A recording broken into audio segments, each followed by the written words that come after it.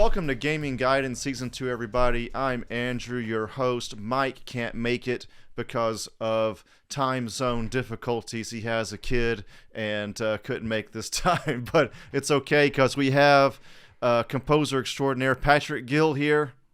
Hello. Hello, good to be here. So, thank you for coming. That's It's okay. awesome. All So right. we have been talking a lot, off and on Twitter/X Sure. for a Yeah. couple years now because I was a Yeah. huge fan of Street Fighter Assassin's Fist, Yeah. and it was just an awesome web series that became a movie, or was it always supposed to be a movie? It was originally cut as a movie. So when I actually I think Joey the director, Joey Anser, um he said they were cutting it as a movie, but it was actually being spliced apart for Machinima. You know, the Yeah. YouTube channel Machinima. It was because it's going to get they were going to get exclusive airing of it first, and so it was cut together. It's like it was shot originally as a movie, then cut for Machinima after that. And then there was Okay. like there was a DVD edit, I think, as well, but a different edit from the one that we've seen on the Blu-ray DVD. But I don't know what happened to that. It was a lot kind of shorter. There was a lot more things cut out of it, but I never saw that cut anywhere. But yeah, so initially it was a shot like a movie, but then cut apart for the web series. I consider it a Okay. movie personally. Right. I have the Blu-ray for it, and that's just the version that I Awesome. like. Yeah. What? So was this like uh sort of Joey Ansa's idea, and he was doing it kind of unofficially at first, and then the Capcom was like, "Well, shit, this is really good. Maybe we'll pick this up." Like, how did that work? It started as you seen the fan film Street Fighter Legacy on YouTube. I don't think I have. Oh wow! Like if you go onto Yeah. YouTube and type Street Fighter Legacy, that Okay. was our first fan film. So we did that initially. I'll go from the beginning. Basically, Joey once came to me and said, "Have you considered doing like a Ryu remix or like a remix of a Street Fighter theme?" Okay. And I said, that'll be fun. So I went away and did that and did like the Ryu theme, which is on my YouTube. It's called, I named it Dragon Punch. I don't know why, but it was just Ryu, it was just Ryu's theme. Okay. I did that and I had no idea that Joey was thinking of making a short film or making a Street Fighter adaptation, live action adaptation. And then after I did that, he loved it. And then he said, we're doing a short fan film called Street Fighter Legacy. And that's when I got on board that. And that was back in 2009, 2010.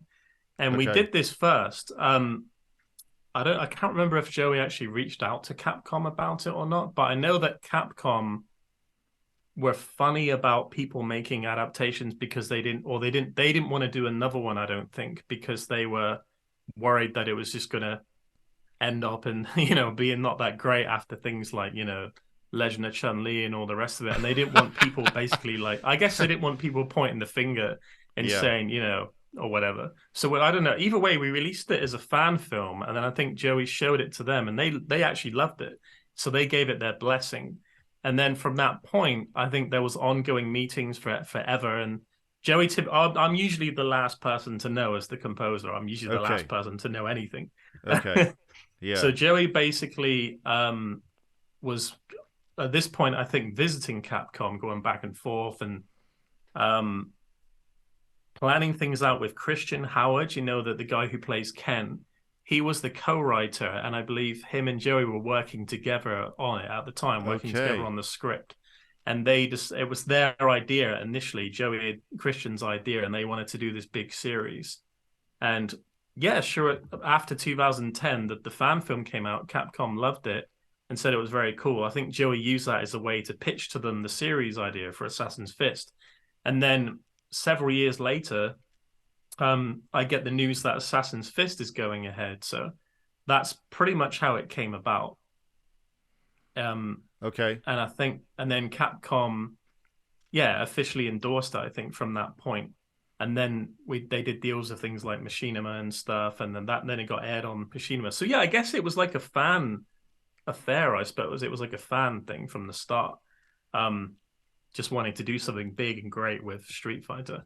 I guess that hadn't been done in live action before. So this You is know, because essentially. Go ahead. Go ahead. so sorry, no, you go. So this was essentially originally Joey Ansa's baby. It was just his Yeah, dream project. yeah, for sure. It was him and like it was his like passion project, I think, from day one. And him and Christian, obviously being housemates in London, they lived together and they wrote the script. But yeah, this was like Joey's vision, I guess, the Assassin's Fist thing. Um, Okay. I think originally he wanted to do World Warrior, like because he wrote the treatment and everything for that. But I think the budget reasons and everything else, it would be too big of a thing to do. So they decided to shelve that and then do Assassin's Fist first, like the origin story of Ryu and Ken Oh first, yeah, yeah. before doing the World Warrior stuff, potentially. I think that was the right move, especially as a first outing, because Yeah, because it the gives you the history. yeah, the history, the Street Fighter Alpha story we all love. Yeah, They made like 3 games back in the day, and they like the game in the games. Capcom's never really revisited that, so yeah, it was great to see such a great cinematic interpretation of that story and the whole like Ryu's iconic headband coming from Ken's yeah, hairband and all those kind of scenes. Love that, and I love that it was partially in Japanese. It just felt so authentic yeah. I love in that that way. because I'd never seen too many sort of multilingual films before that time, where it'd be like half of it would be like in English and the other half would be in Japanese. Well, that was like a cool idea. Um, because like I'm trying to think of what I watched the other day. Oh, Karate Kid. You know Karate Kid 2 when they go to Japan. Yeah, And we were talking about this, me and a friend recently, like how all of the Japanese guys in Karate Kid 2 are speaking English. yeah, It's kind yeah, of it's kind of like yeah, broken English. And I was thinking if this was made today, they would all be speaking Japanese, for And that sure. would make it more authentic. Even though that's a great franchise, I just think if that was made today, it would be better if they were speaking Japanese. But yeah, it was the first time that I'd done anything with Japanese dialogue in. That was kind of like one of my goals as a composer because I'm a huge fan of Japanese cinema, Yeah. like anime and stuff, but particularly Japanese cinema. And one of my goals, I didn't know how it was going to happen, but I figured one of my goals would be to do like a Japanese language movie. That would be Oh so yeah. that's kind of like a box I got to tick off. Um, I guess it counts because even though it's not entirely in Japanese. It counts enough. It was a Yeah, great story there with Goltetsu and Golken. I haven't seen it. Gotetsu and Yeah, Goken. yeah. Yeah.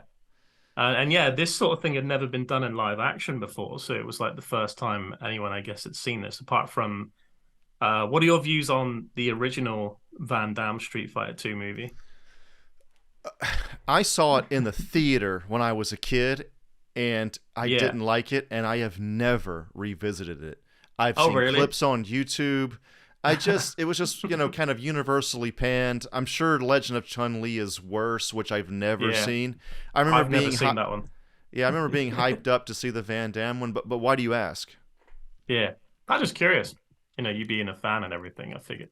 Oh, Because yeah, when I was younger, I watched it and I kind of liked it for what it was, even though it wasn't really at all resembling a street. It's so kind of like cheesy and silly, but at the yeah. same time, it's not a Street Fighter, movie in the sense that say like a lot of people. I guess the other thing Joey wanted to do with this is he wanted to kind of do like almost like a Dark Knight version of Street Fighter. That's awesome.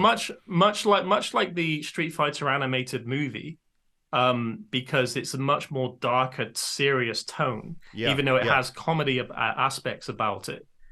And that's like kind of I think the overall tone I think suits Street Fighter best personally. Yes, yes. Because I love that. I much prefer that to how it was portrayed in the Van Damme movie. You know, That was actually part of my questions, is like how much did that 90s anime play an influence on the film for Joey Ansa, but also for you musically. I know yeah. that they had like kind of the grunge thing going on. I didn't know this till recently, actually, but the American or the English version had totally different music. It had the KMFDM and all that, but the Japanese version doesn't. Has Oh wow. different soundtrack. Yeah. but I grew up with the dub, so Yeah, I'm the uh, same. I don't think I've even seen. Funny enough, you mentioned that. I brought this here. Hang on. okay. I actually have the animated movie on VHS still. That's so awesome. I have that on Blu-ray. I made it a point to myself Which to is kind kind of of nuts, but I wanted that's awesome. I wanted to kind of buy all the movies that made me kind of thing. I have like a whole yeah, shelf of like, like Dark Knight, My Cousin Vinny, yeah, that's Street awesome. Fighter, movies like I'm that. loving your display actually. It's pretty Oh, thank wicked. you. Yeah, Devil Man, and this is an original thing I'm working on. Uh, Yeah. but Oh yeah, you do visual effects, right? Like practical effects and stuff like that? I am the studio photographer and videographer for a company that does practical effects. So I do Oh behind wow. behind the scenes photo and video when there's not a strike going on. Would you say that the Karate Kid also played a big influence on Oh sorry, Assassin's yeah. Fist? Getting Sorry, back yeah. to the Yeah. yeah, heading back to the topic at hand. Um in terms of like the what you mean into musically or just the film as a whole, I think. Both, both.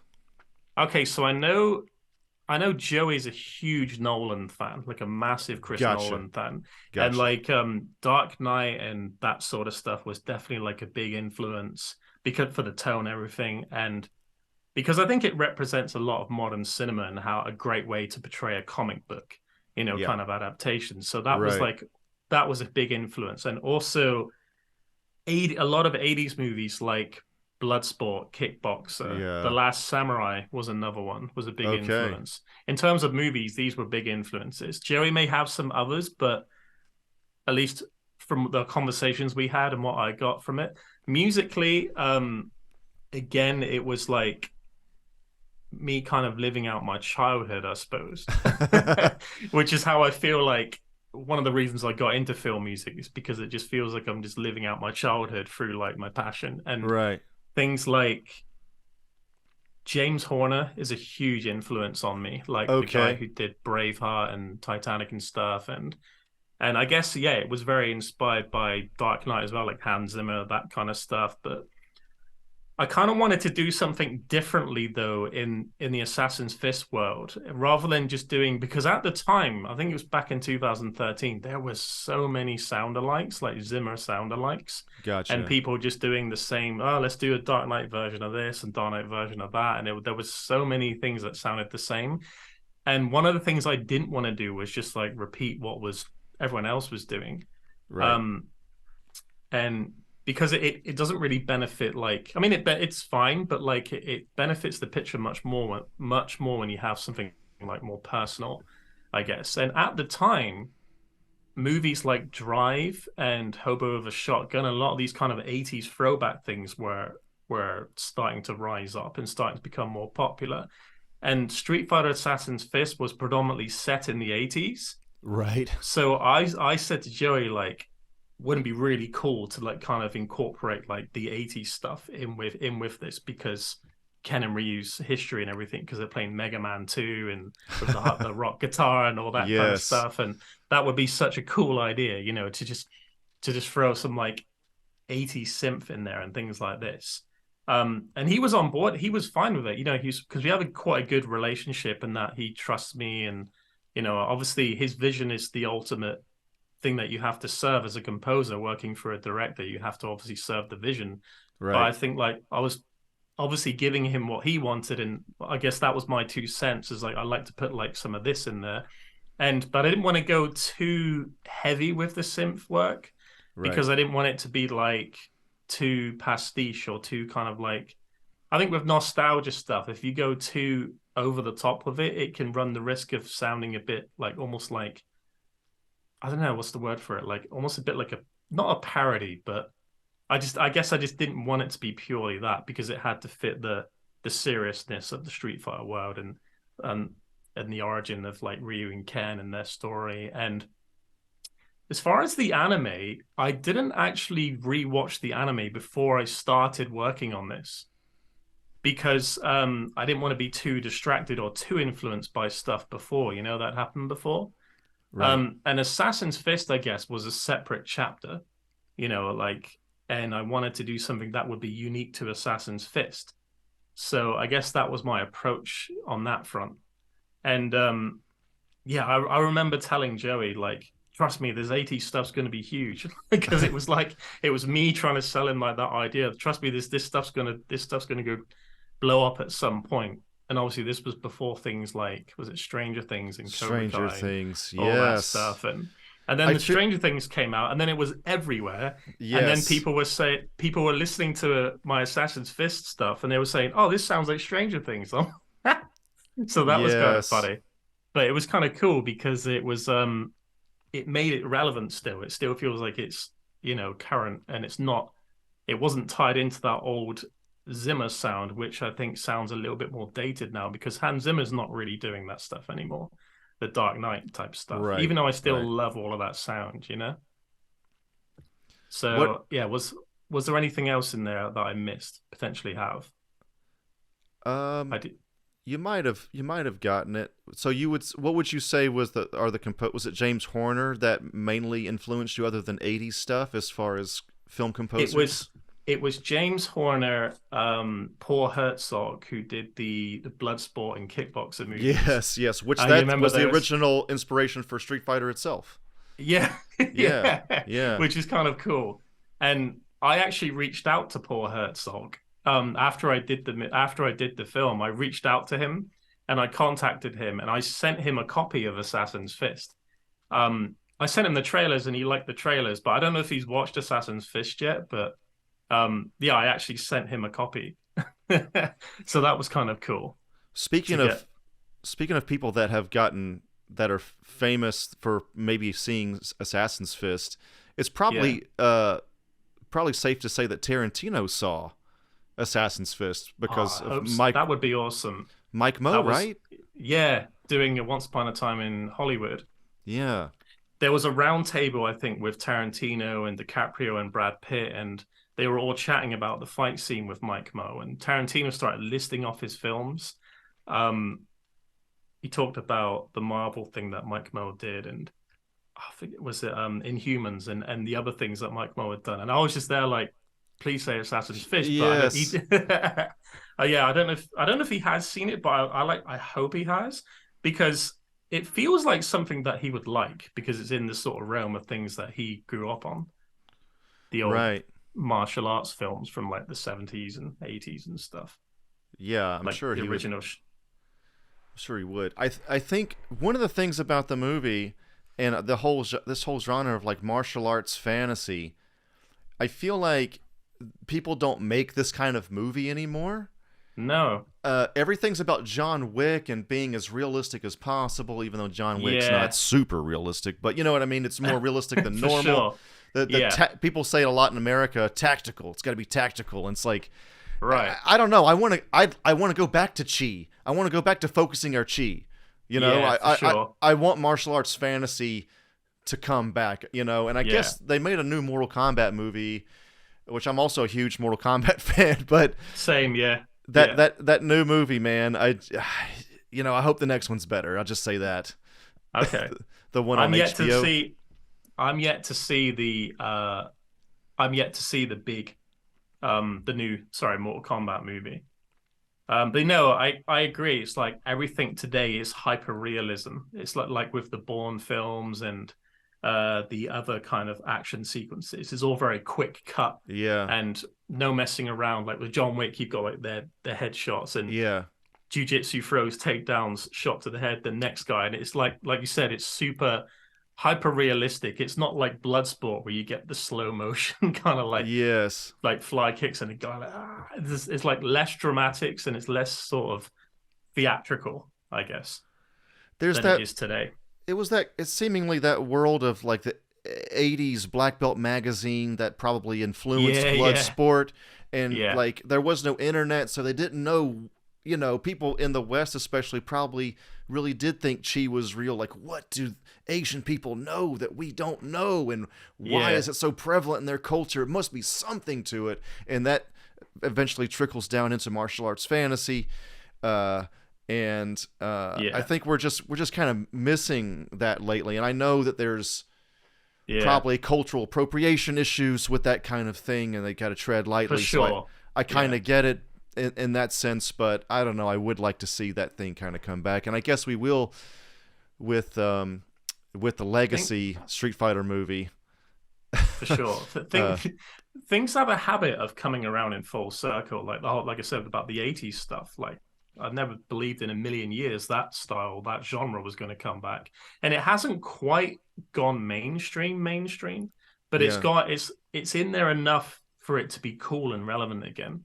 And the same's happening with like '90s fashion and stuff over here now. Like in the Yes. UK, I've heard Yes. about Same like a here. lot of '90s fashion. Yeah, like you get like people wearing like the round circular sunglasses and everything, and just even the DiCaprio style bob haircuts I'm seeing more guys wearing. It's like I never thought that would come back around because I remember it the first time round. Oh You know? yes. Yes. That's what I grew up in. I'm 38. Can I ask how old you are?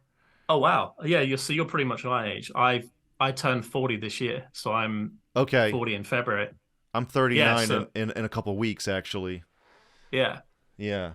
cool. Um. Yeah. Yeah, So yeah, we're so like you're born in '80s born then essentially '80s 80. kids or Yeah. born in the '80s. 84. Yeah. So we have kind of the same thing. Yeah. It's Yeah, weird. You're seeing people go back to kind of looser jeans too. The Jinkos are not quite back. yeah. I don't know how big those were in the UK, but they were kind of ridiculous. I was never a fan of those, but What are the uh, Jinkos? Sorry. Jinkos Oh, were these really big, ridiculous jeans that baggy jeans. Yeah, are they the ones super that baggy. yeah, they didn't come in at the bottom. They were basically just straight down. They remind me of, and I can say this because you probably know martial arts. They remind me of denim hakama. Yeah. You know, Yeah. that's basically what they are. There's that was like a 2000s thing when new metal became on the scene, like Yes. Limp Bizkit and Linkin Park, and Yeah. skateboarding was a thing, and everyone was just wearing Yeah. those long like sort of they were called blue. Over here we had a brand called Blue Bolt jeans, and they were those Okay. exact things with like they had a handle on the side, and they were just they were super baggy. You'd had to cut them at the bottom because they were dragging the floor all the time. Yes, they're ridiculous. I always thought they were kind of dumb. But Yeah. yeah, it's interesting how the '90s are coming back. Um, did you always want to be a composer when you were a kid? This was your thing. It was strange because I was always into music. When I was young, there was a piano in the house, and my mum was a piano player, and she was trying to push it on me. And when I was younger, I would just jam, and I had a musical ear, and my mum was pushing me, say, "Oh, you should go have piano lessons and blah blah blah," because she didn't have an ear, but my dad did. So my mum was very creative as well, like in the sort of art department. I guess she was very like obsessed with drawing and things. And my dad was a guitarist, so I had a creative family, but they weren't particularly really doing anything with it as such. Okay. So as I was growing up, I started to become obsessed with things like keyboards and synthesizers and stuff and things like this. Um, and I got into making music electronically when I was about 16, but it was just like goofy stuff, like, like breakbeat and just kind of like dance music. Because it was a thing at the time. And I Right. was thinking, I want to be like a breakbeat artist or I want to be a dance music artist, that kind of stuff. And Okay. at the same time, I was at the art college studying to be a graphic designer. And so I was kind of in between, do I want to do the music thing or the art thing? And where I am from, there was no like schools for this stuff. There's no schools for film composing, or even now there isn't, where I live, there's no like educational authority that specializes in like music for film in like a sort of the same way, say, that you guys may have Berkeley and film schools like that, music schools like that. In London, I guess there is, but I mean, I live 3 hours away from London. But yeah, so anyway, basically, as I got older, I started to want to get into music, and I was always told, music's a hobby, it's not a career, this kind of stuff that you get from like your folks. But I realized that it was just because I wasn't particularly focused on it. I wasn't sure how to do graphic design or music. And then after I came out of art college, it was like, I don't want to do web design. I didn't really fancy being a coder or web developer. So Right. then I just started focusing on the music stuff. And then just from there, I guess I was just working on music, but my stuff didn't have great production value until I met my friend Gary, who mentored me for sound production. He's the guy that taught me how to mix and how to produce properly. So I didn't go to college to study that, but I felt like I got 2 or 3 years worth of education via this guy that mentored me. Okay. And then, funny enough, when Assassin's Fist happened, I brought him back, and we decided to do it together. So he mixed the whole of the score for Assassin's Fist. Okay. You know, I sort of composed it, and he mixed it. So we did it all from here, from like Plymouth, which is kind of cool. So, That's awesome. and then we both did obviously Resurrection from that point. And yeah, once I started to get the production sensibility down and how to mix and how to produce properly, that's when other people started to take me a bit more seriously, because my stuff was now sounding a bit more professional. At this point, I did a short film. It was a really like kind of funny little short film that I did where I was acting in it as well. It was for a friend and his university project, and my acting was terrible. But he wanted me to do the music for it, so I did the music for the film. And then that was the first time I'd scored anything, and I remember thinking, this feels so good, this feels so natural, you know. And then from that point onwards, I was writing music for people's animations in college, in the art college, and doing little jingles for people's videos and stuff for their projects. And it started from there, really. Okay. And then when I watched Braveheart with James Horner's score, that was the light bulb moment. I literally went, that's it. That's what I want to do. Okay. And from that point onwards, I basically channeled everything in that direction, try to figure out the best way possible to do that, you know, networking with filmmakers and so forth. And so, yeah, I guess that's how it came about. So I kind of like fell into it in a way but I was in my mid-20s when I really started to do that. So I didn't really start channeling all my energy towards it until my mid-20s, even though I've been writing music and playing the piano my whole life, because I had formal piano lessons as a teen. So I went through my grades and stuff as a teen as well. How did you classical piano, I guess. How did you get on board for Assassin's Fist exactly? I guess through Legacy, but then how did that happen? Yeah, through Legacy. That was when, again, from I said before, that was when Joey came to me and asked me to do a remix. You were friends with him already, or? Oh yeah, well I knew Joey from martial arts days, because we did martial arts. I trained and did jitsu. Okay, when I was 12 or 13, I think. And I met Joey through ninjutsu class when we were both at school, like different schools. But and that's how I got to know Joey. And then from that point, we kept in touch, and we do like acrobatics and tricking, and it was that sort of stuff, discussing action movies like Jackie Chan films.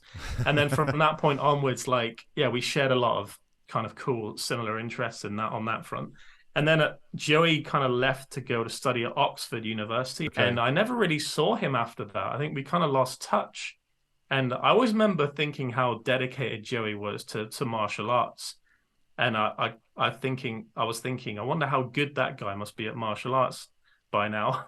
And then I started to hear through other people that like he was doing stunt work and doing like appearing in music videos. I was like, oh my God, wow, that's awesome. And that's awesome. It didn't put it past me. It didn't put it past him. So I thought the guy was always really dedicated. And at this point, I had these aspirations to get into film music, but Joey obviously had no idea, because I had no idea that he wanted to get into film either.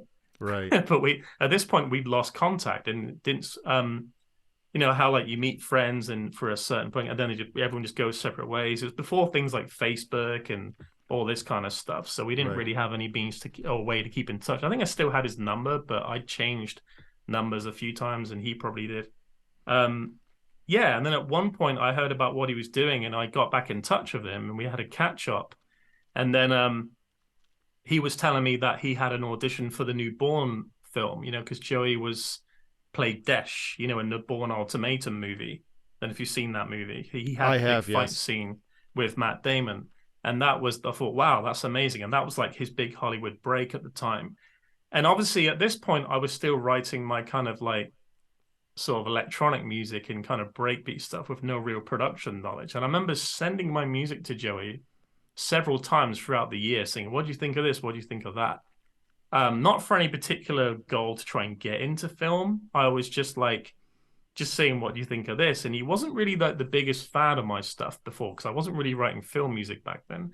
And it wasn't until I did that short film I mentioned, these other bits and pieces, that he suddenly went, oh, wow, this is really good. And then he introduced me to like this other filmmaker that we now both know from Sri Lanka. And I did a short film with that filmmaker. And then I met another guy through this guy, and I did a short film with him. So I did a series of short films of friends of Joey's at the time. And I guess at this point, Joey was taking an interest in what I was doing and how I was progressing and things like this. And that's when he asked me to do the Ryu remix to see how it sounded. And he loved it. He thought it was great. And that's how he got hired me to do Street Fighter Legacy, I guess. So it was like a long time of writing stuff and sending it and developing, working on my own craft and just building it up. And after a while, I guess he probably had in his mind that he wanted me to do the Street Fighter thing, but obviously I didn't know at this point. So fortunately, we have a lot of the same tastes in terms of our music tastes, you know, and we seem, yeah. Well, yeah. I think Joey's more into like people like Rob Dugan and Hans Zimmer, and like he likes the kind of darker, more serious kind of tone stuff, which I love as well. So do you have a favorite scene that you filmed or that you scored in Assassin's Fist? 100%, yeah.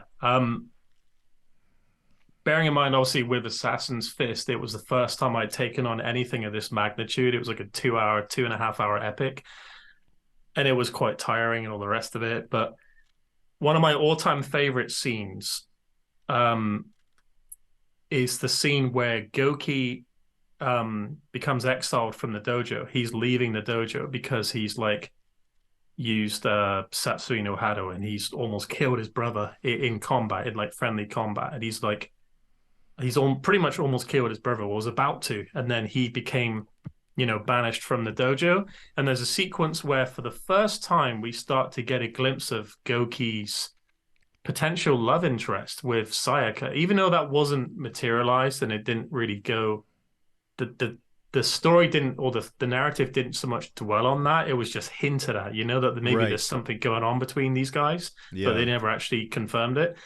The scene where he, you know, gets mad and pushes her against the wall and he says he wishes he could stay, and then that whole sequence from that point right until he eventually walks outside the dojo, and then he's having an argument with Goken, and then Sayaka catches up with him and she says, I hope you've made the right choice, and she gives him the paper with the scroll with the kanji on it, you know, the 10 or the heaven, like Akuma logo. So he becomes like, he ultimately ends up becoming that's his destiny, you know, to become Akuma, and that's like a little hint of who he becomes later. That whole sequence from that point up into she walks off and says, I hope you've done the right thing. Like, that's without a doubt the favorite thing I think I've ever scored in anything. Okay. Purely because of the variety of emotions happening, because at the start of it, it's very sad and lonely. And then as he's coming out of the dojo, it starts to become a little bit more hopeful and romantic, to the point it's almost a romantic sequence when she's shouting Goki and he turns around and it's very sweet sounding. And then from that point it becomes mysterious as she's passing him the piece of paper, and then from that point onwards it everything starts being cut away. I remember stripping away the instruments to the point you have nothing almost left, because if you look at Gaku, the guy who played Goki's Gaku Space played Goki. If you look at his eyes at this point, he has this sort of look of how do you describe it? He's almost like feeling hopeless and just feeling like sadness and emptiness, you know? He's becoming sort of empty and numb because he knows that there's no going back for him and this sort of stuff. And at that point, I remember stripping away all the layers of the music to all you hear is like a choir sound, this like child's choir sound. And then I do this thing a lot where I pitch choirs, because I think that sounds very strange and spooky and scary when you get a choir sound, and you just get this just like pitching it down and pitching it up. Definitely. Yeah, that whole sequence. So it starts quite romantic and great, and then it just ends on a real dark note, and that there's so much emotion and things going on in that one track. And to this day, I'm not really sure how I did that because I was just I literally don't know how I did that. I'm thinking, how could I do that again? Because I can't. If I was to write that now, I probably couldn't get that same emotion across without the visual. And I think how you do it ultimately is serving the narrative, serving the visual.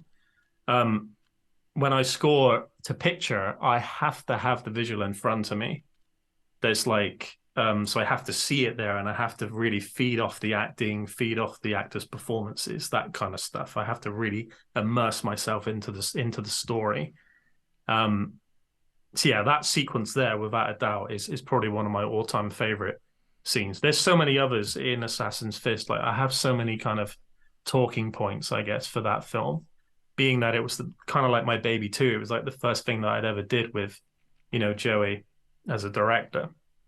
You liked how that, it was very, it kind of ran the emotional spectrum in one. Yeah, for sure. Space. It was like, yeah, for sure. It was like about only 2-3 minute track or so, but it felt like it was like a roller coaster of different emotions in that one sequence. Was Sayaka made up, or was she from the game lore in any way?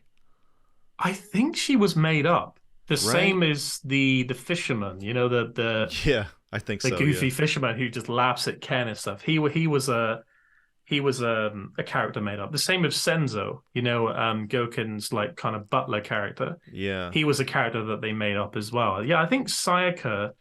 No, hang on. Hey, no, I don't think Sayaka was made up.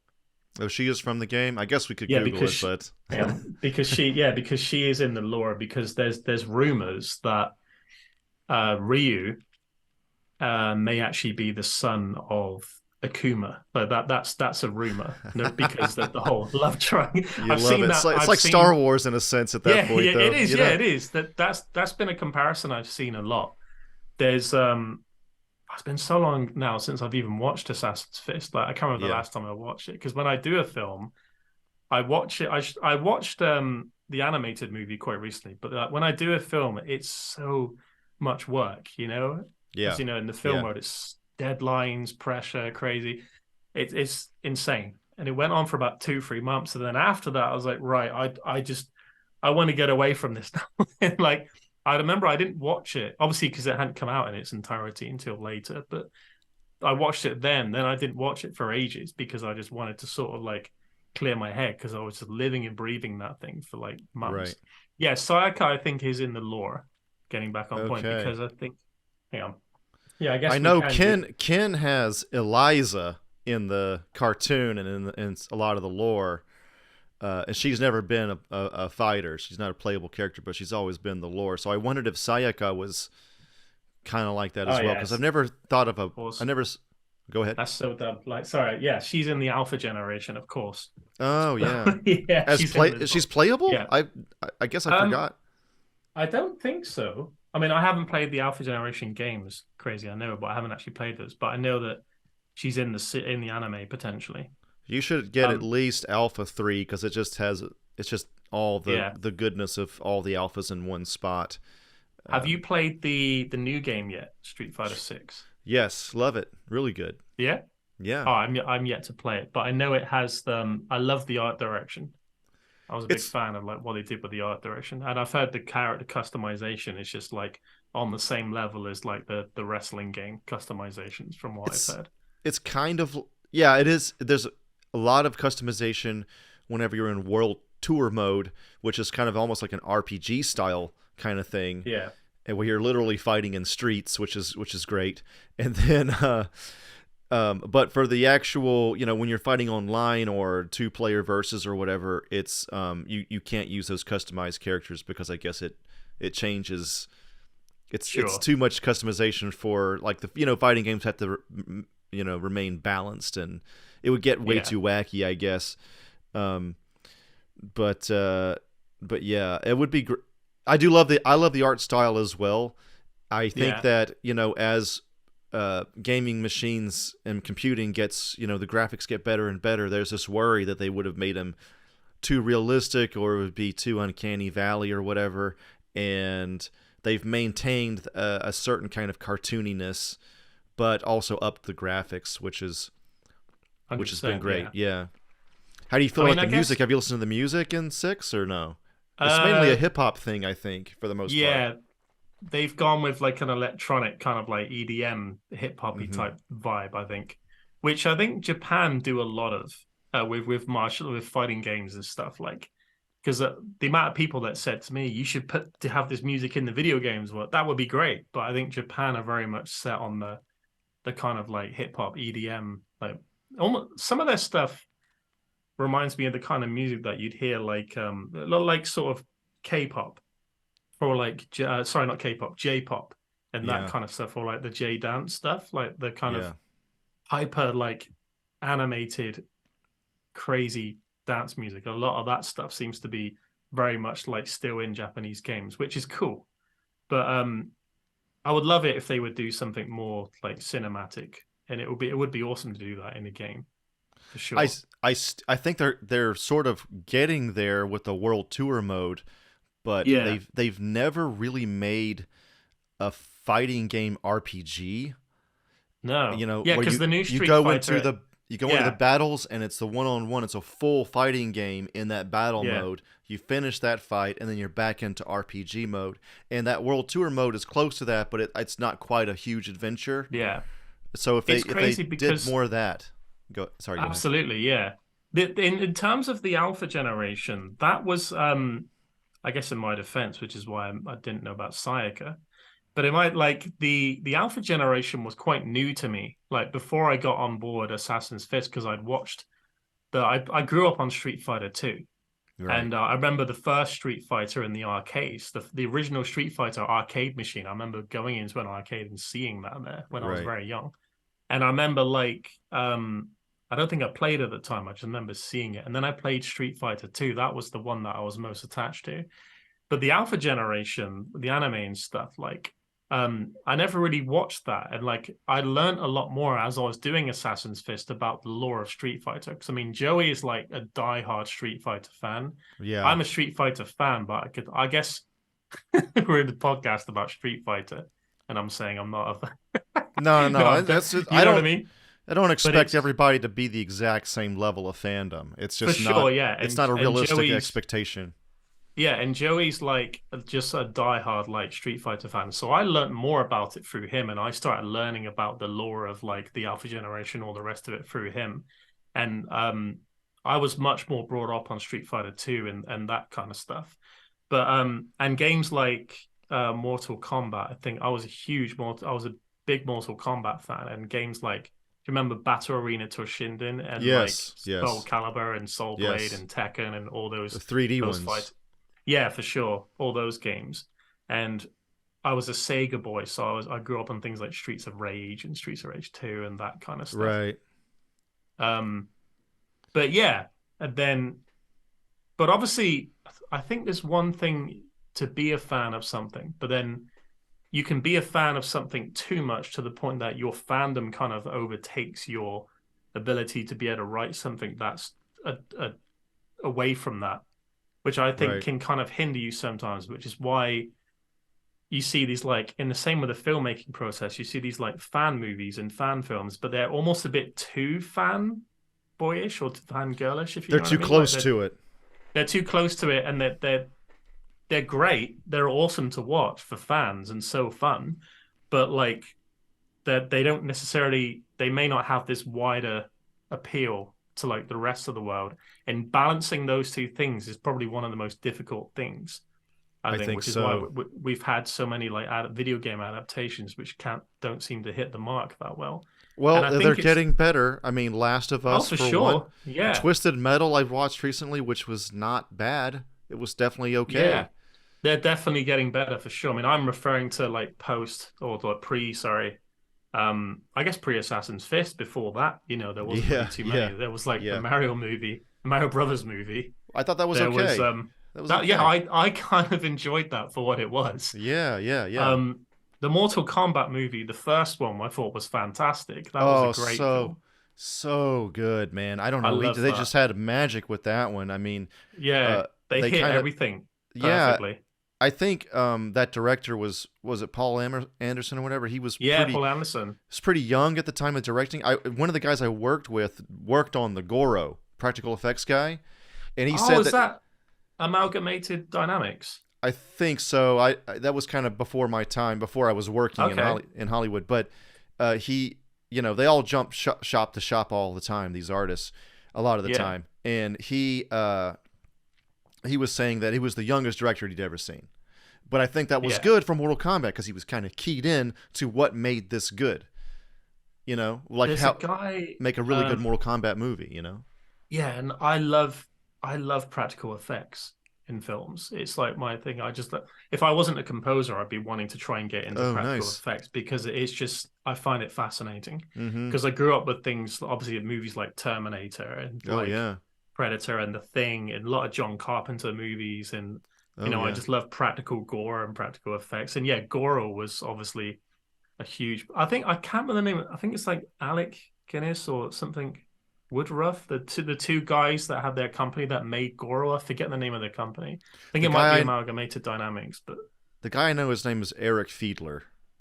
okay, so He maybe there was probably a big team, I guess, of people that worked on that. I'd That took imagine so. probably quite a lot, especially puppeteering with the Yeah, hands and all that. But for sure. yeah, when we saw that in the movie in the theater when we were kids, it was just like everything. It was so It was good. amazing. Yeah, And the this year we have music the music. My was. God, dude! I I mean, love the music. Street Fighter and Mortal Kombat, and I gotta say, third one people kind of forget about, Killer Instinct. Yeah. Robert Beanland, a guy in the UK, did that whole soundtrack. I think because Rare's mainly UK. Oh wow. I tweeted at him recently and I said, I feel like you're the only guy that rivals Mortal Kombat, Yeah. Yeah. musically. And he Yeah. liked the tweet. So That's Killer awesome. Instinct's Killer Instinct's kind of another one. Like if you guys wanted to kind of tackle that, that would be cool. But that might involve a lot more effects. But Yeah, for sure. Saber Wolf and Fulgore and all these guys. But I'd love to work on like a Resident Evil, a uh, faithful Resident Evil movie, like dedicated to like the original lore of Chris Hemsworth. That's not Chris Redfield and Jill Valentine. yes, they've still And there never was really done it, right? no, and it's one of those things like Street Fighter. They haven't really delved into the lore of that. And I mean, you saw the mansion at the beginning of the Anderson movies. Um, that's again same director, isn't it, for Mortal Kombat? Yeah, he didn't Um, quite nail that one. nah, you saw a little bit of the mansion at the start, and it's like, here's the mansion, here's a Resident Evil movie, and it's like, then it just went off on its own thing. And I mean, those films did very well, but as a Resident Evil fan, like I didn't like them that much, So that's you your know. dream. That was actually one of my questions. That's kind of a dream project of yours. Is that the number one That would dream, or be is there another that one? would be a dream gig, or for sure. Also, to work with kind of aspiring filmmakers that are making kind of like niche stuff, because I'm a big fan of cult movies in general. I'm a huge fan of James Wan, Yep. and directors like, say, Gareth Evans, like Jason Eisner. I don't know if you heard of him. Like he did Hobo with a Shotgun, and he's just done a new movie, Kids versus Aliens, um Okay. and yeah, something that's kind of like I like the kind of space in between that's like not quite mainstream, but it's like in that sort of studio indie level where Yeah. like the idea is just fantastic. Like, have you seen the movie Upgrade directed by Lee Winnell? I have heard that's great. I have not seen I that yet. That film I thought was fantastic. It was Yeah. just superb. Like I love ideas like that. Things Mm-hmm. that have this nostalgia about them, but they're not quite a throwback thing. They're just taking That. those ideas and you know, well, much like Assassin's Fist did. Man. It sort of delved into a lot of things that have been done before, but like it was like a new spin on a lot of things in terms of the narrative. And Assassin's Fist, I guess, was cinematic too in the way that it was edited. And a lot of people said that it was quite long, and some people didn't like it because they thought it was boring. But well, that's the kind of movies we grew up with, these Right. sort of long form. kind of like movies with character development and story and Right. stuff. And I like anything like that with just good characters, good stories. I Um, think that there is a huge potential here. I know people are getting tired of cinematic universes, but I mean, yeah, if they made a good, they probably, if they wanted to start and have like a first episode with the legendary movie that they're going to make, they for might sure. have to kind of remake Assassin's Fist in some way. Like, Yeah, just do Alpha, and the good thing about that is it's in the beginning, plus it's just Ken and Ryu and just their world in Japan, and then the movie after that they can do World Warrior, yeah, and do that would be kind of like their Avengers team up movie. But I mean, maybe they even need more ramp up. Like there could be a, I know this is nuts, but like a Guile movie, a Chun-Li movie. They are all in their own little yeah. countries, It right? has it has so much potential to have all these There's, like to build this universe in the same way they've done it with Marvel and I think DC. It's so huge potentially. got just such huge potential, and it Yeah, worries me a little bit. I mean, no offense, but like they hired these YouTube guys. I mean, yeah, I guess they're there for a reason, but it just kind of feels. I don't know. I hope they do well. I hope they yeah. listen to this episode I of this mean, podcast. I kind of like I've worked with Raka Raka before. The You have. guys that are doing the new Legendary Pictures film, I've worked with them before. They did a real life Mortal Kombat fatalities video on YouTube. I don't know if you've seen that. I have not. I need to see And that. like it's that they're great filmmakers. They're great action cinematographers. Like I was a big fan of their action cinematography when I discovered them on YouTube. Yeah. And I realized they didn't have too much music in their things. And I was like, I contacted them, and it was Michael that replied to me, the two twins, and like he does a lot of the acting in the shorts as well. And like, yeah, so I worked with them on that short film, and that was kind of fun, like doing something away from Street Fighter and doing the Mortal Kombat universe. Right. And I'm thinking I'd love to do a Mortal Kombat movie as well. That would be great.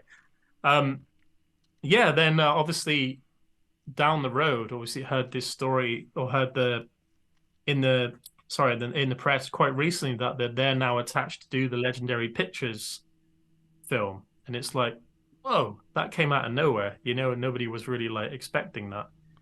I Um, I mean, I'm sure their action will be great, but hopefully the one of the great achievements of your film is that it has the heart. It has like Cobra Kai, Karate Kid style moments, yeah, and the family drama, the dojo drama.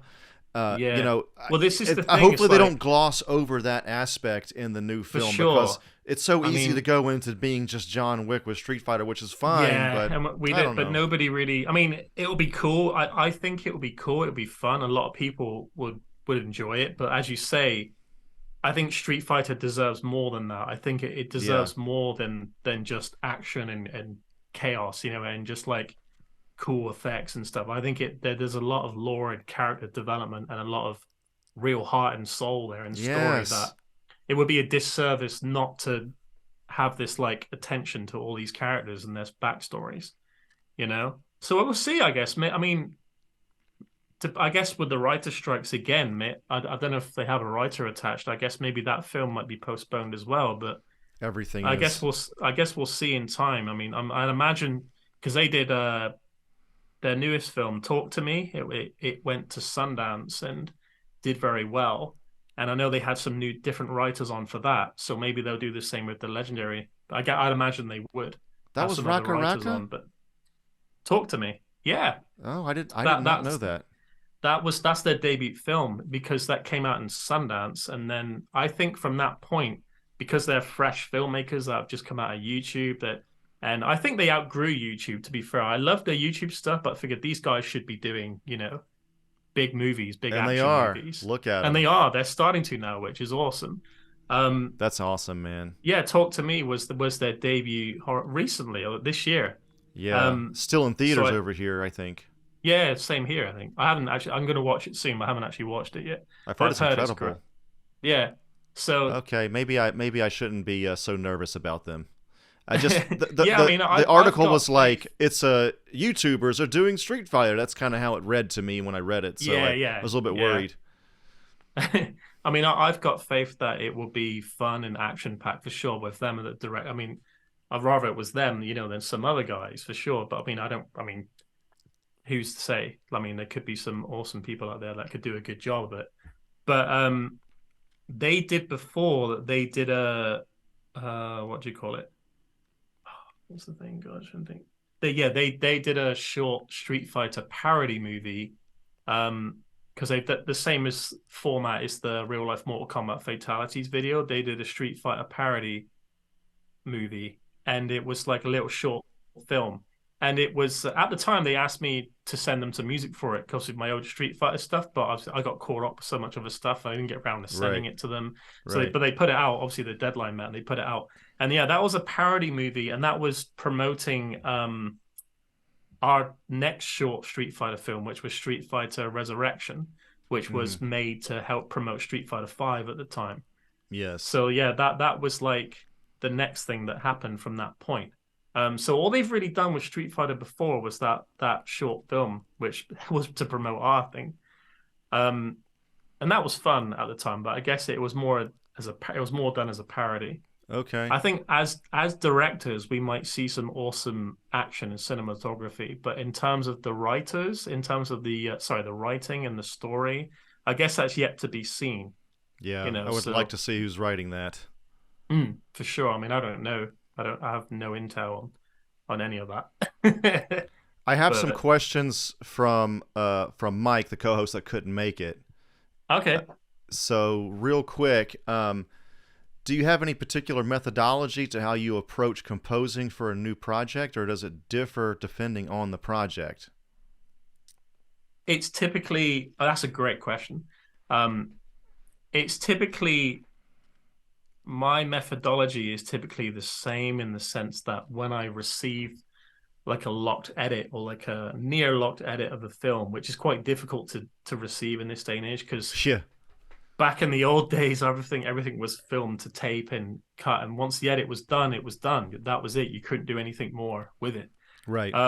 So a lot of composers were working to locked edits, but nowadays I'm receiving little chunks of edits, or sometimes I always wait a little bit longer to try and get a more picture locked edit. But anyway, once I get the edit, I'm then going over um, each scene. Obviously, I'll talk with the director. It's always the first thing. Talk to the director. There'll be like temp music. You know about temp music? There'll be like temporary Yes. music in the background of each scene. They need to And edit to something, right? yeah, they do Yeah. because they need to show it so to the producers and everything. So they need to edit to something, which is understandable. People have love-hate relationships with temp music. I don't mind it too much. Um, but I'll listen to it once or twice and usually turn it off. But like it's handy because it gives you a good idea of what the tone that they're after, so you don't Mm-hmm. steer too far away from the director's vision. And then yeah, I'll turn that off. And what I'll do is I'll map everything out. So it'll be blank canvas, just dialogue, nothing much else. And I'll go through the scene, listening to like a metronome at different tempos through the entire scene, and I'll map the points of interest. So, for Okay. example, you have a Goki leaning in, kissing Sayaka, walks off in a huff, walks outside. That's a point of interest because he's left her there. Walked outside, and then he's having a convo with Goki. Then Sayaka comes back around, sneaks around the corner. They're all these little points of interest, and then we have the wide shot of him walking out the dojo. I'll see where the tempo lands from the metronome that I've put in on the rhythm, and the downbeats or non thing. Okay, that's on a downbeat. This is on a downbeat. This is on a downbeat. So you got like a 4/4 rhythm, and every 4 bars, I'll think if it's a 4/4 track, say every 4 bars, which typically with film scoring, you are switching between different timings. So you can have like a 4/4 timing, then like a little 2/4 timing. I don't know if you know much about music theory. I have a basic knowledge of this. Okay, that's cool. Yeah. Yeah. So you have like a 4/4 timing, then there might be like a little pause section of a 2/4, and because it has to make sense musically. Because if this was being given to live players, they would need to be able to. You couldn't just like Right. cut it here and cut it there, that kind of stuff. Right. So yeah, I'll map out those spots first, and then once I've got the tempo of the scene, I'll then start to add the layers on. I mean, depending on the type of scene it is, And again, depending on the type of film, I suppose they'll have some action films will be much faster paced and things like this, and it's all done through tempo mapping to start with, and then I'll start adding the instruments in, and I'll focus on virtually everything in the shot. So if is it a nighttime scene, what's happening with these characters in the story, what is it literally everything, actors' performances especially. I'm very, very heavily focused on acting because I'm looking at how they're delivering the lines, like the kind of even the pitches. Like some like women have like slightly obviously higher pitched voices, or sometimes lower pitched voices than some guys, and like is that clashing with what I'm writing? This kind of stuff, even down to face expressions, because it's all part of immersing yourself into what's happening, into the story. And then that's typically how I approach every single scene, is from everything. And so mainly based on performance. Yeah, for sure. It's all performance driven. And then a lot of the actors after will it's quite nice because an actor will come to me and say like, oh, I really, you really brought my act, you really helped my acting, the music's brilliant. And I feel like you've hidden a lot of things, because they had all these acting quirks, which they didn't like. I did another feature film after Street Fighter called Paintball Massacre. And one of the guys said he had a lot of quirks or things that he was annoyed about with his performance, and he felt like the music really helped him helped deliver it. So I thought that was great. And well, I said, for me, it's the other way around. I find that the actors help me inspire me to write the music. Oh, yeah. Because it's the visuals and the acting and the performances that actually inspire the music. Without that, the music wouldn't sound the way it sounds, So I always give thanks to everyone else, like the effects guys, the sound guys, the actors, the cinematographers, of course, the director and the producer, because ultimately it becomes music and film become like one entity together. It's all part of it's like I'm essentially like, I wouldn't say like, it's not really, I don't really consider it as painting by numbers, but it's like a canvas, and I guess I'm adding all the colors and decorating it. That's how I kind of see it. Did you have anything you wanted to go over as far as the motifs and the themes for each character? Did you listen to, Ryu's theme and Ken's theme, Guile's theme? Well, I guess Guile's not in the movie, but like all these, the themes and motifs with the games and the inspiration. Like how was that for you? That was actually one of the biggest, most important aspects of the whole thing. It was essentially, because obviously you play the games, we all grew up loving these characters' themes. Like Guile's theme was just such a big hit, and Ryu's theme, and they're also iconic. And because we had the go-ahead from Capcom on this, obviously we had the rights to the IP and stuff, and the rights to use the themes. And I said, well, it would just be criminal not to put these themes in the story. Right. Being that I'm like a big 80s, 90s guy. I grew up with people like John Williams and Spielberg and all this stuff, and all of the films that I watched were just renowned for having these huge big themes and character driven themes, and that was one of my main pushes to get into film music. And I was a big theme writer guy. I love catchy melodies and people like Alan Silvestri and Back to the Future and that stuff. Anyway, obviously coming into Street Fighter, thought, wow, this is like a perfect opportunity to really just sort of dive into writing these characters' themes and see what I could do with them. And Ryu's theme especially was a big number for me. So yeah, in terms of the approach to it, as this is a story where we're seeing the development of Ryu and Ken from a young age, from child age. Yes. Like Ryu arriving at the dojo is essentially like as an orphan, we're being brought there by the Fisher guy, and Ken's just left there because, his dad's tired of him and he wants him to kind of wants Goken to sort him out and this sort of stuff. And we have Ryu Ken was always growing up, just real quick, Ken was always sort of a dream character because he was a white kid growing up in Japan learning karate alongside his Japanese best bud.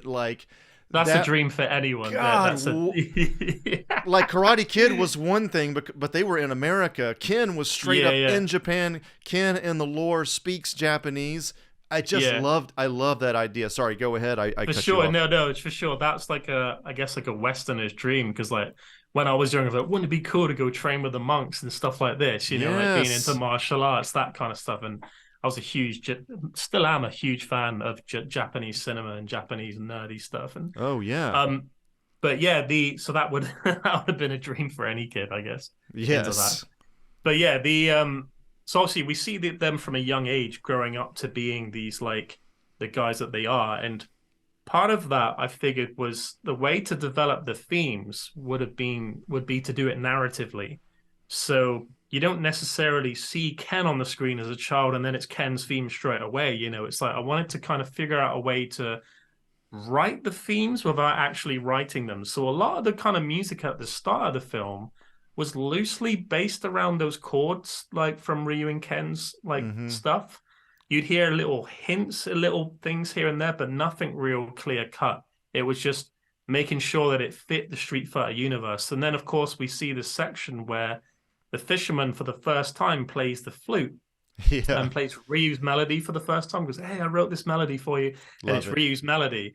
That was an awesome touch, a nice touch, and that's the first time we hear Ryu's melody in like its entirety, and it's like, oh, it's perfect. And then they start flipping and like so that was like the first time we hear Ryu's melody. And then from that point onwards, there was a lot more of Ryu's theme, a lot more of Ken's theme, and obviously Ken's theme came about when Ken's dad, like Mr. Masters, was teaching Ryu and Ken boxing, Yes. which was the origin of Ken's boxing side and Ryu's boxing side because of like Ken's father and stuff. And that's when you hear Ken's theme like in like that rock kind of like version, which was done by Joey's brother Ryan Answer, Nice. who's a Okay. superb guitarist, amazing guitarist, The Ken theme and borrows sorry, heavily from Cheap Trick. yeah, yeah. On your wings or something like that. When you Yeah, look up but that, the comments on YouTube under that song are like, I can't believe how good this song is. Somebody commented yeah, like that. Like, it's just, they kind of borrowed a lot from that. But did they have yeah. any Cheap Trick in influence into that theme or no? No, not so much. It was more Okay. just taken from like the lore of Ken's thing. Well, I guess it's going to be in there anyway. If it's based Yeah. from Cheap Trick, it's going to be in there Yeah. regardless. Yeah. So we just went with the Ken's thing. I know Ryan and Dan that created that theme. They wanted to. It sounded a bit like Rage Against the Machine. There was a much like sort of metal kind of vibe about it, which I loved. I love And that, that man. Yeah. that was Ryan and Dan's sort of baby. I thought, well, that's their theme is Ken theme because they did the rock elements to it. That was all them pretty much. I did Okay. some like renditions of like more dramatic sections of Ken's theme and stuff. But the scene where Ken and Ryu talk on the rooftop when Ken's gonna leave, and Ryu doesn't want him to leave. Obviously, he's saying, "You staying or are you going?" If you listen as he's coming onto the roof, you can hear like a very slow drawn out version of Ken's dun dun dun dun dun, dun thing.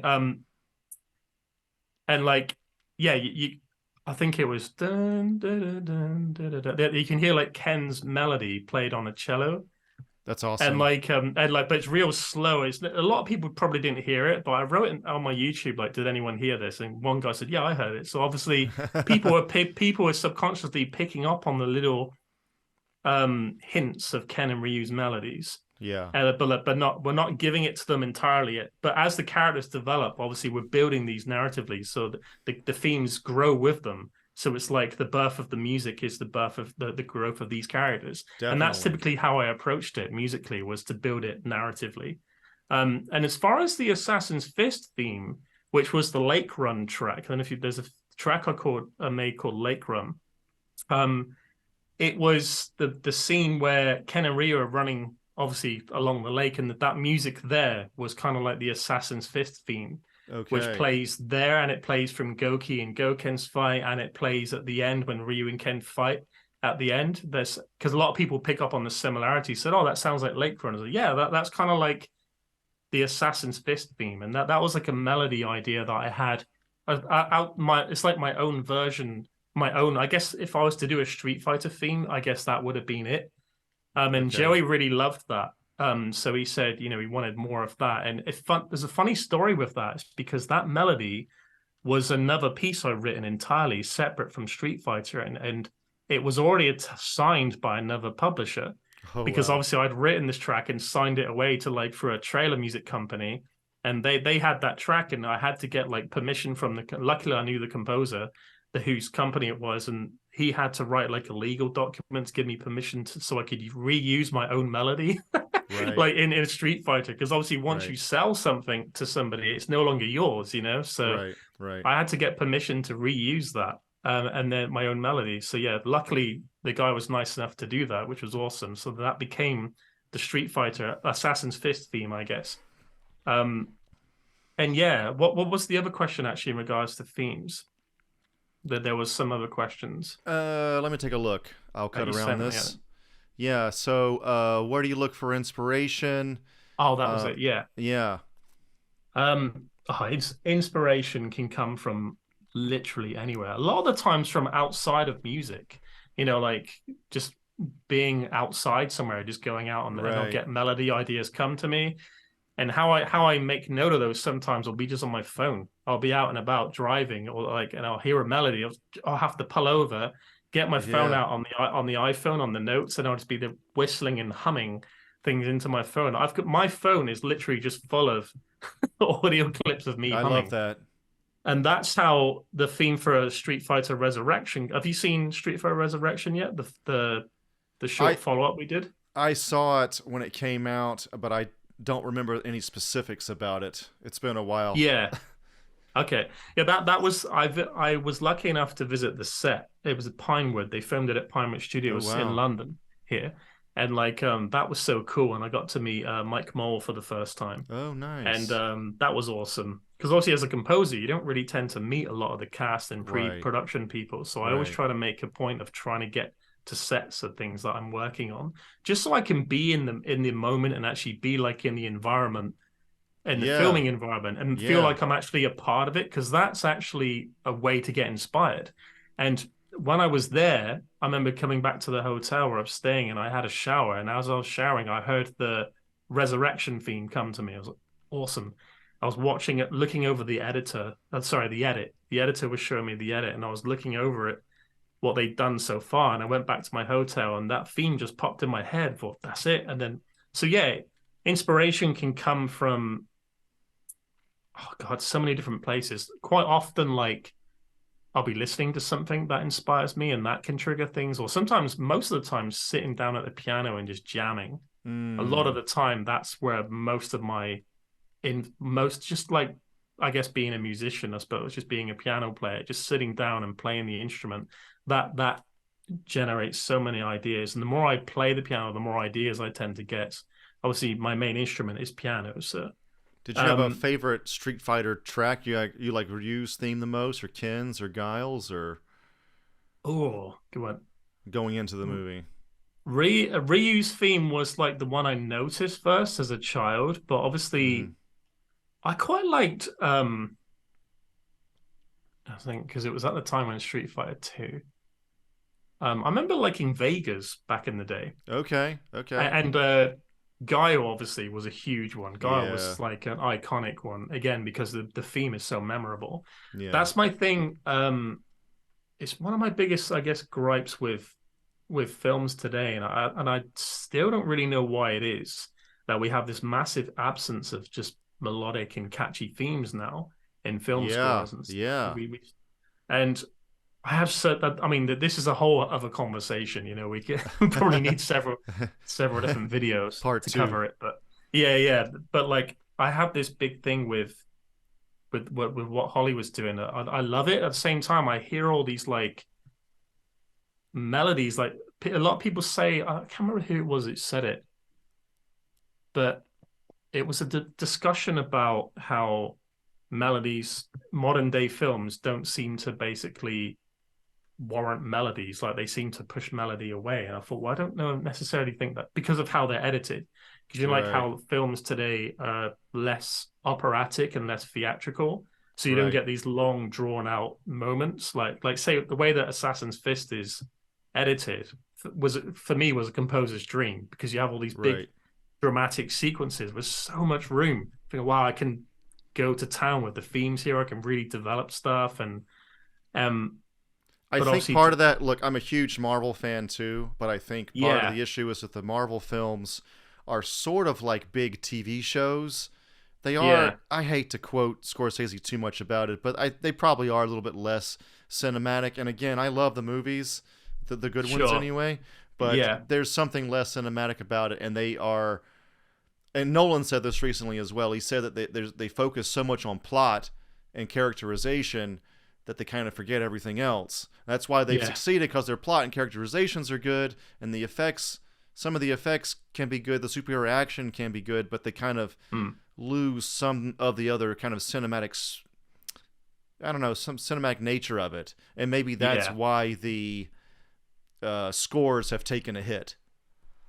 For sure, because a lot of the Marvel films have great composers on board, Yeah, like Alan Silvestri. I mean, Alan Silvestri's probably done the most memorable, I'd say, Marvel like chapter in terms of the yeah, Avengers theme. You know, dun, dun, dun, dun, dun, dun. yeah. You can That actually one, you can that's remember it. You the know, I most mean, that's hummable probably the one in most, recent yeah, years. Yeah, and iconic. And that to me, that theme, I suppose. I'm a huge Silvestri fan, massive Silvestri fan, like because I grew up on Predator and Back to the right. Future, and they're all his scores and um, Romancing the Stone and all that stuff. Like like he's such a great inspiration. Him and yeah, he's one of the my favorites. But yeah, he even for him, I didn't think that theme was Silvestri being Silvestri. I think like Hmm. that for me that almost felt a bit like a TV fanfare, that theme. You know, like when you get like a production company logo and then like you see like the logo at the end and it's like da, da, da, da, Yeah, da, da, and then it just the logo ends. It yeah. feels more like a logo theme, like a theme for like a it's like a signature more than it is like a long drawn out melody. But it Right. works. And I Yeah. think in that world where there's a lot of stuff going on with short edits and lots of like shots and lots of things and lots of characters and lots of info to take in, you are limited with the amount of room that you have. So I think maybe that's why he went for that approach, that sort of shorter. Let's think of a catchy motif that's really short. I think maybe I don't know for certain, but I'm willing to. I'm wondering whether that's why he did that. And yeah, that in terms of Marvel, I think that's probably the most iconic in terms of being memorable. But I like Marvel. I like what it's doing for cinema because it's keeping people going to the cinema. But at the Right. same time, I'm not like I just I'm so tired of like the whole like you said. I'm not really engaged in the characters, Yeah. you know, and the story so much. You know, I loved Winter Soldier. I think that was probably my Yes. favorite one. That's That was my favorite as sublime. well. Yeah. Yeah. Yeah. The fight sequences in that film were just next level. I think Oh I yeah. wish Marvel would do more of this. This was brilliant. No, I love that. Yeah. Um, I like the Punisher series and the Daredevil series, and Guardians of the Galaxy is great. But yeah, Yes. in general, I just like yeah, I couldn't I like I've been to the cinema to watch well, I guess the theater, but I've been to watch almost every single Marvel film, but I just haven't like yeah, I wouldn't say I'm a diehard Marvel fan, I guess, either. Okay. Would you say, did you ever get any word from anybody behind the scenes or whatever, or can you say, like, did Assassin's Fist turn an eye did it change people's perceptions at Capcom, because they had the Legend of Chun-Li, etc., and Yeah, for sure. now they say, oh, we can do something like this, can be made with our lore. Was that kind of, did you ever get any word back from Capcom or anything like that? Um, Were they surprised? I'm sure they were shocked. They were like, God damn. For me, oh yeah, yeah, for sure. I got it right here. the, Awesome. the anime and the movie, That's so cool. Assassin's Fist. Yeah, Yeah, I'm sure it like turned their eyes, because since the anime they haven't made a good one at all until this came out. So yeah. Well, I'm I sure it know that turned they see. heads. Yeah, for sure. I mean, I know that like I know that Capcom see the director, obviously like Joey is like one of the only guys that's had any sort of success Yeah, from in like the Street Fighter world, and like Joey is so particular.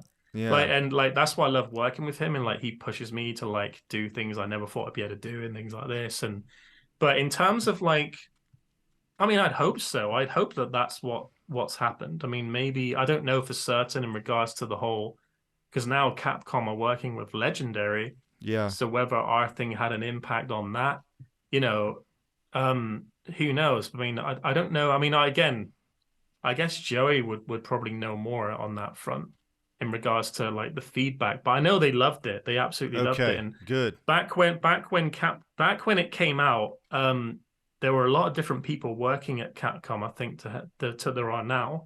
And the one I think the CEO at the time was it Ono San, was the head of Capcom, and Hmm. he worshipped it. He loved Oh, it. good. That's And good. he had a cameo in the film. Nice. Like when Ryu and Ken go out for a night out on the town and they're like drinking and stuff, and there's the guy that greets them at the door. Then he says, "Round one, fight." Yeah. That's actually the CEO of Capcom, or Oh, one of the heads of awesome. Capcom. So that was like a little Easter egg, like a little kind of like cameo that he had in the film. So yeah, I think they loved it. I think that they Oh, thought it that's was good. great. But in That's so terms good. of like, I mean, I kind of hope that they'll come back to us. It would be awesome if they did. It would be cool if they were to come back and like, well, I guess we'll see what happens on that front because so many people keep asking about Word Warrior, and I'm in the same boat. I'm like, yeah, I want to know too. I really want to know if Yeah. we can come back and do a Word Warrior series.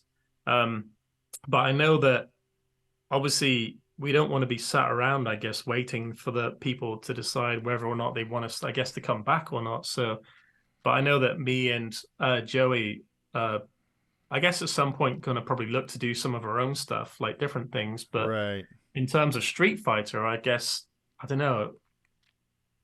I mean, you'd hope so, wouldn't you? You'd hope that Capcom would have watched this and then decided, like, yeah, let's change because Nintendo are doing it with the new Mario movie. Yeah. Because they've that new Mario movie has done so well, Oh, yeah. and I watched it and I quite liked it. I thought it was Oh, good. yeah. Yeah. I Very really good. enjoyed it. If they make a Um, Zelda movie, it's oh over. Like God, they're going to yeah, make, yeah. if especially if Joe Hisaishi does some Ghibli Oh, style score fantastic. Yeah. for it, Yeah. it's going to kill.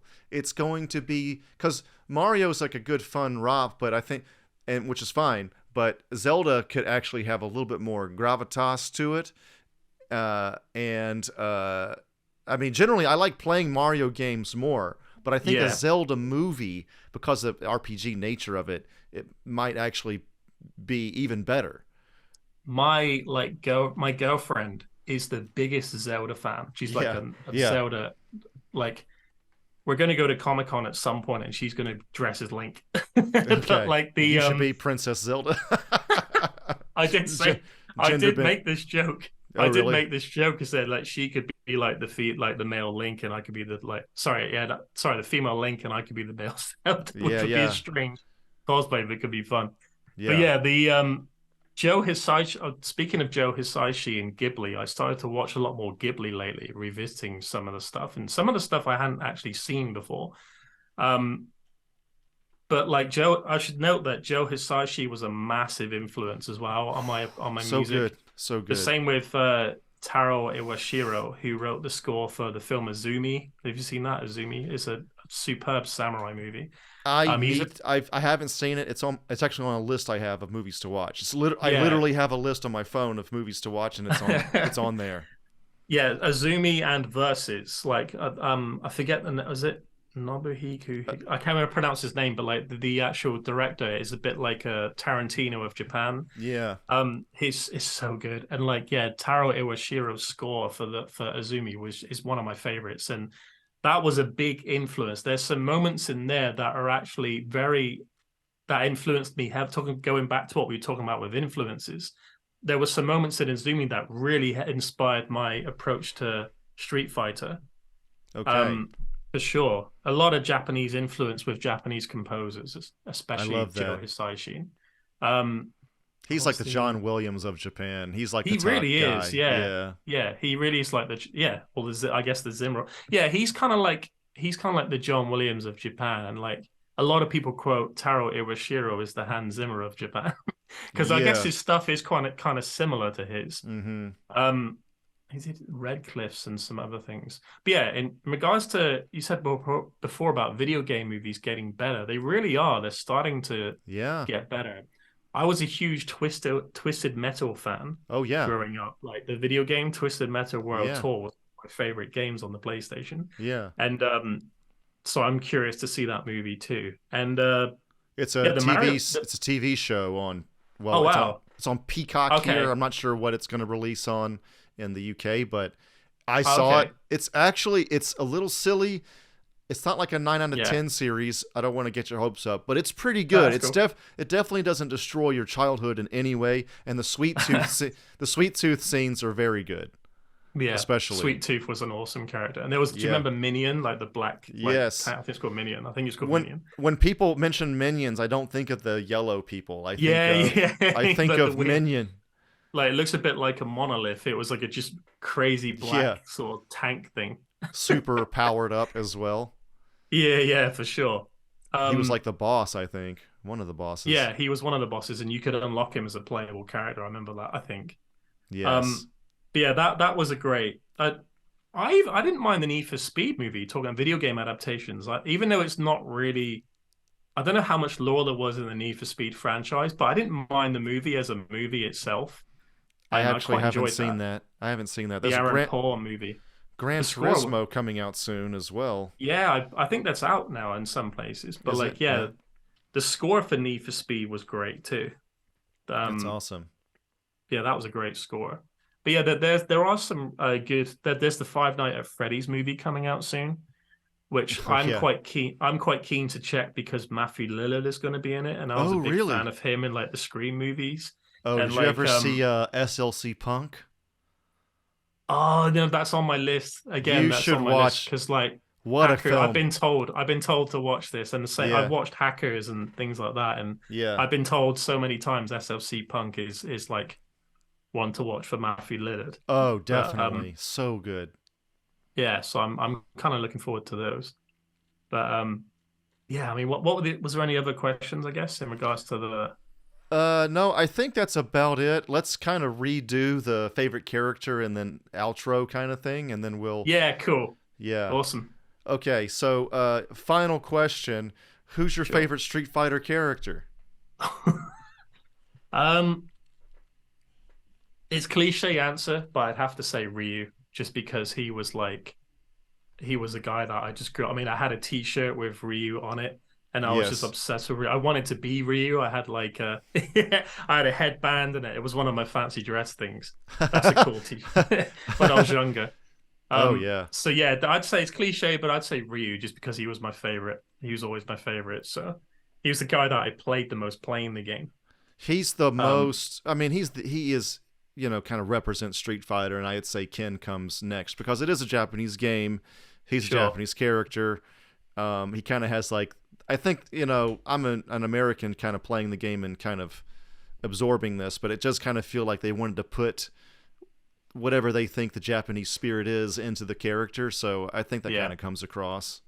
Absolutely. Yeah. Yeah. Kind of conservative, whereas Ken is like high risk, high reward, and kind of Yeah. the Japanese take on an American kid, which is different from their take on Guile, which is, I guess, an American GI adult. Yeah. Like an But- all-out American Yeah, like yeah. GI So, adult for sure. But That's the end- secondly, I think Guile Go was ahead, probably yeah. my second favorite character after Ryu. I used to like playing as Chun-Li quite a lot too. But yeah, Guile was probably my second favorite. Maybe always that's had a hard- because of the. Sorry, go on. I had a hard time with Guile just because of the charge characters. The only charge character I could ever play as was M. Bison Yeah, for yeah. some reason. But some Yeah. people just destroy me with Guile. It's just he's a good character. I couldn't play as him Yeah. myself. I think if you liked playing as Ryu as well, you had to like playing as Ken because they were virtually the same character apart from the aesthetic in terms of almost the the move same. base. And You know? Akuma too. I liked Akuma. They were all just a little Yeah. tweaked differently, tweaked differently. But they've gotten more different over the years. Like right now in Street Fighter 6, Ken plays fairly differently from Ryu, which is cool to Sure. see. Yeah, Um, so yeah, I would say for me it was kind of Ken growing up, but now it's a little bit of Ryu and Ken, and I do like evil characters, so I do like Akuma Yeah. too. Goki. yeah, I'm the same. Yeah, Yeah. yeah. It was Although always it's- like to see the 10, the heaven kanji. It was always weird because he was supposed to be a demon character, but then you learn that means heaven. It's like, what is this about? So it felt like the lore was a little bit deep there. So there was always something about that, right? Yeah. The great, what you said about the Star Wars aspect before, there is a lot of light and dark themes in Street Fighter. And I love stories based on around that kind of concept, just light and dark aspects, like good versus evil, that kind of stuff. I mean, it's kind of controversial to mention, but I was a huge fan, well, for some people, but I was a huge fan of Lost because it dealt with the same kind of things of like light and dark themes and stuff. And I guess The Matrix is a similar ordeal in that regard. That's true. And Star Wars, I guess. Well, for sure, Star Wars. Well, Star Wars is still kind of has the Asian influence. I feel like the light and dark side of the Force. The Force has some sort of relationship with Chi or Ki. Yeah. So that all that is in there. So yes, Akuma is essentially the dark side of Chi, dark side of the Force. Yeah, basically. But anyway, Satsui no Hado, man, I love it. So I think that's gonna do it. Thank you for joining me, man. This has been an awesome interview. Can't wait to release it. And anything else you want to plug before we're out of here? Nah, nothing really. Nothing really springs to mind. Okay. I mean, I guess just check out the YouTube channel. I mean, I guess there is something. I am hoping at some point. I mean, I've talked a lot about some of it here, but I am looking at some point to basically do like a big behind the scenes look at the music and approach to how I scored the Street Fighter Assassin's Fist movie. So that would be cool because I never really did like a behind the scenes video look on that. So it'd be cool to do something like that just to release for YouTube and how it was mixed and where it was produced and that kind of stuff and working with the director and that kind of thing. So I guess stay tuned for that at some point. And what's the name of that channel? Can you say the name for the people listening? Well, it's just my YouTube channel. So it'll be Patrick Gill Music. Okay. So that's my YouTube channel. So at some point I'm going to release that. At the minute, my YouTube channel it's just become like a bit of a sort of dump for all my music that I've done from film scores. But I do actually want to start putting videos out on there at some point. Talking more about the behind the scenes stuff and then my approach to films and things like this. Because I mean, with this day and age, with the threat of things like AI taking over, I think it's probably a bit more important to be more personal and like give people a taste of, like, I guess what you're about and behind the scenes, like looks at different things. Because I mean, I always enjoy that stuff whenever I watch a movie and things. So, that's cool. Well, thanks, man. Cool, man. No worries. I gotta get out of here myself, but thank you for joining me, man. And it's been such a pleasure. Awesome, pleasure to be here. Thank you.